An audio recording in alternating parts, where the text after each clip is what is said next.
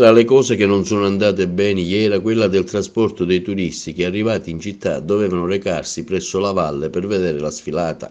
Fatto evidenziato anche dal consigliere comunale Marco Bullo, che in una sua nota stampa afferma come se per la sfilata la macchina organizzativa in centro città è andata bene, in quella dei trasporti è stato un flop assoluto. Il servizio gestito dalla Tua, come si vede dai tanti video postati sui social, è stato un vero e proprio degrado organizzativo, afferma Bullo, che è sfociato nell'ira di tante persone, soprattutto provenienti da altre province siciliane, gridando vergogna, mai più verremo ad Agrigento, lamentandosi anche contro l'amministrazione comunale, chi e come ha organizzato il servizio, che ha pensato di gestire il flusso turistico, quali eccelsi luminari del trasporto pubblico locale sono uscite queste idee, cita il comunicato stampa di Bullo, per gestire tutte le persone che intendevano raggiungere il centro città per godersi la festa del mandorlo.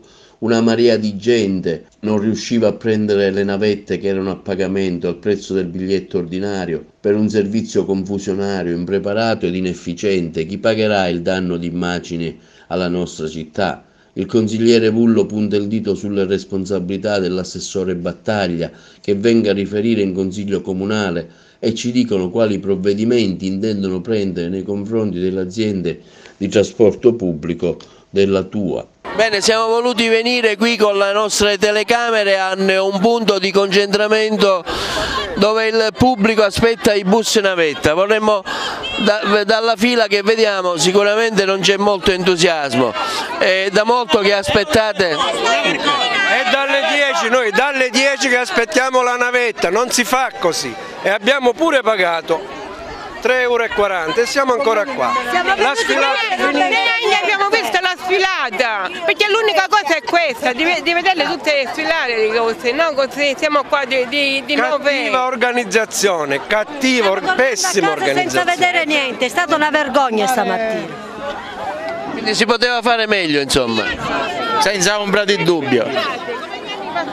Si vedeva tutto, non così, una paga neanche ha la soddisfazione di vedere, è giusto?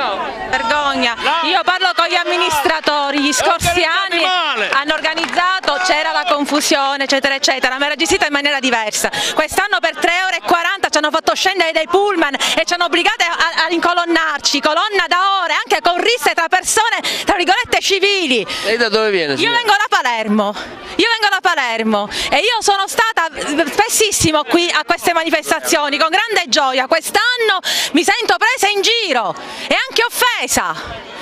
Per 3,40 € sono stata obbligata a scendere dal pullman, divisa dal mio gruppo. Ma chi è che organizza questi servizi? Chi? Chi ne corrisponda? Per 3,40 € di ticket, complimenti! Organizzazione zero, il primo cittadino disastroso, è una vergogna, non c'è organizzazione per niente. Anche il servizio alla polizia non funziona bene. Vergogna!